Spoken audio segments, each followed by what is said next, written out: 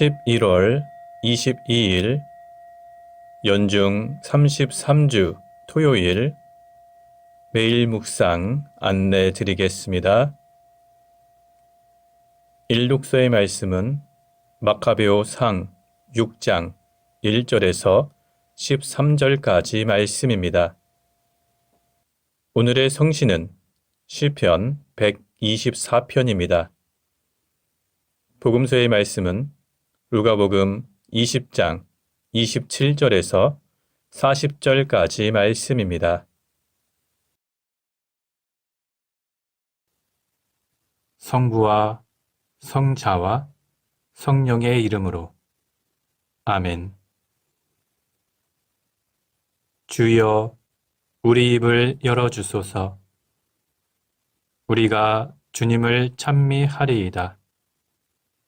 하느님, 우리를 어서 구원하소서. 주여, 우리를 빨리 도와주소서. 영광이 성부와 성자와 성령께 처음과 같이 지금도 그리고 영원히 아멘. 기도합시다. 전능하신 하느님, 언제나 우리를 구원의 섭리로 이끌어 주시나이다. 비오니 우리가 굳건한 믿음으로 이 땅에서 주님의 뜻을 실천하며 주께서 다시 오시는 영광의 날에 참여하게 하소서. 성부와 성령과 함께 한 분 하나님이신 우리 주 예수 그리스도 이름으로 기도하나이다. 아멘. 일독서의 말씀은 마카베오 상 6장 1절부터 13절까지 말씀입니다. 안티오코스는 내륙의 여러 지방을 돌아다니다가 페르시아의 엘리마이스라는 도시가 금과 은이 많기로 유명한 곳이라는 말을 들었다. 그 도시의 신전에는 재물이 무척 많았고 특히 마케도니아 왕 필리포의 아들로서 그리스의 첫째 왕이 되었던 알렉산더가 이 도시에 남겨놓은 금투구와 갑옷과 무기들이 그 성전 안에 있었다. 안티오쿠스는 그 도시로 가서 그것을 점령하고 재물을 약탈하려 했지만 목적을 달성하지 못했다. 그 도시 사람들이 그의 계획을 미리 알고 그와 맞서 싸워 왕을 쫓아버렸기 때문이었다. 왕은 비통에 잠겨 그곳을 떠나 바빌론으로 도망쳐갔다. 안티오쿠스가 페르시아에 있는 동안 전령이 와서 다음과 같이 보고하였다. 즉, 유다 나라에 진격했던 군대가 패배하였다는 것, 대군을 이끌고 먼저 진격했던 리시아가 유다인들에게 참패를 당했다는 것과 유다인들은 아군을 무찌르고 빼앗은 무기와 포로와 많은 전리품으로 강력하게 되어 있다는 것과 유다인들은 안티오쿠스가 예루살렘 제단 위에 세웠던 가증스런 우상을 부수어버리고 그 대신 그 성전 주위에 전과 같이 높은 성벽을 둘러싸았으며 왕이 세웠던 도시 벳술에도 높은 성곽을 쌓았다는 것이었다. 안티오쿠스 왕은 이 보고를 듣자 매우 놀라 큰 충격을 받고 속이 상한 끝에 병상에 눕게 되었다. 모든 일이 자기 뜻대로 되지 않았기 때문이었다. 그리고 겹치고 겹친 슬픔으로 오랫동안 병상에 누워있다가 마침내 죽음이 가까이 온 것을 느꼈다. 그래서 그는 모든 친구들을 곁에 불러놓고 이렇게 말하였다. 내 눈에서는 잠이 사라져갔으며 근심 걱정으로 마음이 아프다. 처음에 나는 이렇게 생각했었다. 권자에 있을 때 나는 좋은 사람이었고 모든 사람이 나를 좋아했다. 나에게 이렇게 큰 고통과 슬픔이 닥치다니 어찌된 일이냐. 지금 생각해보니 내가 예루살렘에서 몹쓸 짓을 했구나. 거기에 있는 금은 기물을 모두 빼앗았고 까닭도 없이 유다의 주민들을 몰살하려고 군대를 보냈었다. 바로 이 때문에 내가 지금 이 재난을 당하는구나. 아, 나는 큰 슬픔을 안고 이국 땅에서 죽어간다. 주님의 말씀입니다. 하나님께 감사합니다. 오늘의 성시는 시편 124편입니다. 이스라엘이 하는 말, 주께서 우리 편이 아니셨다면, 원수들이 우리를 치러 일어났을 때, 주께서 우리 편이 아니셨다면, 그들은 달려들어 살기 등등하게 산채로 우리를 집어 삼켰으리라.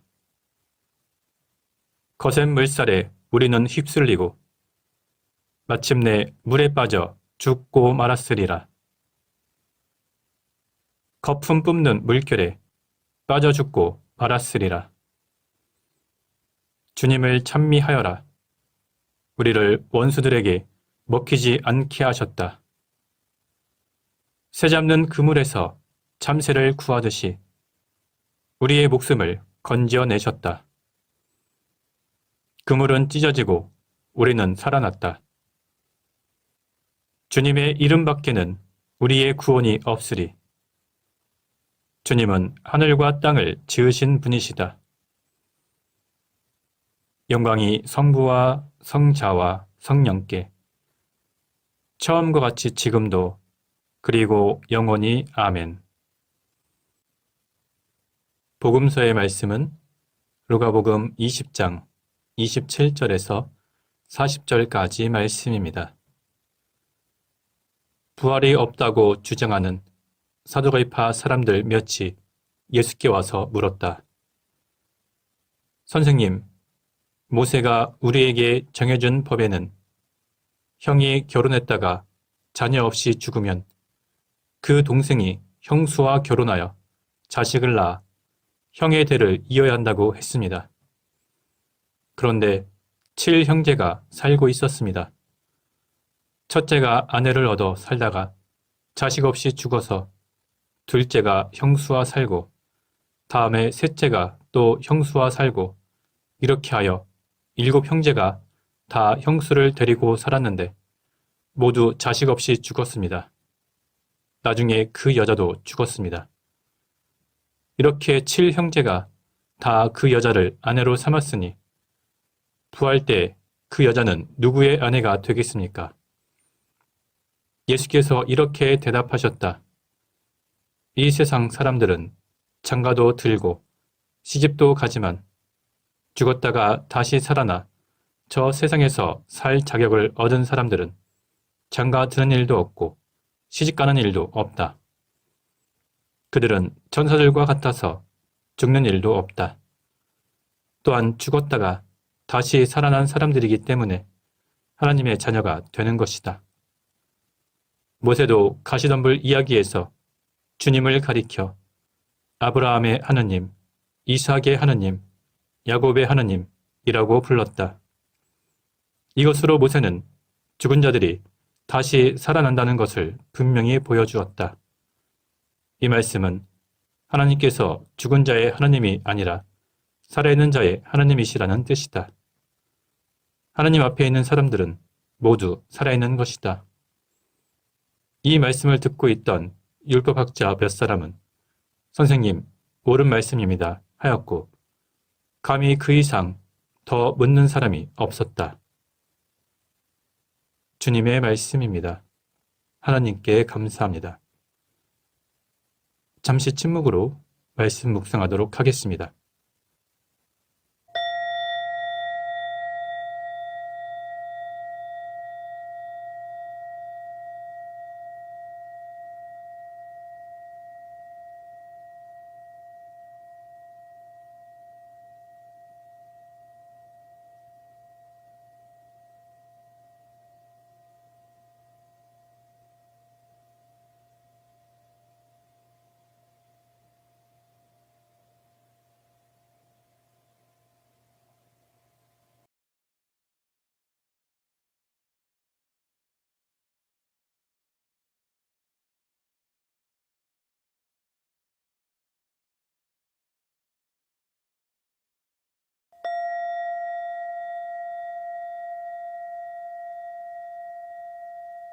잠시 묵상 나눔하도록 하겠습니다.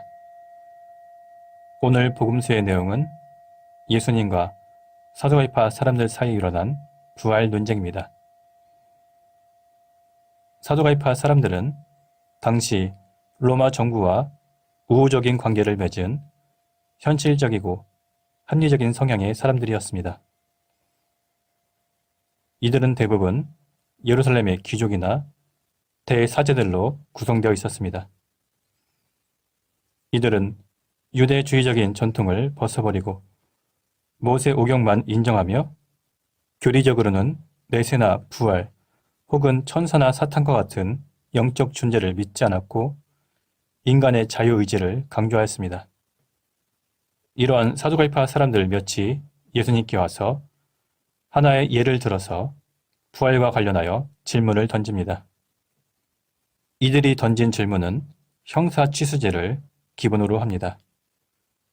모세가 전한 율법에는 결혼한 형제가 후손을 보지 못하고 죽었을 경우에 다른 형제가 죽은 형제의 아내를 취하여 형제의 대를 잇고 여자를 돌보는 제도입니다.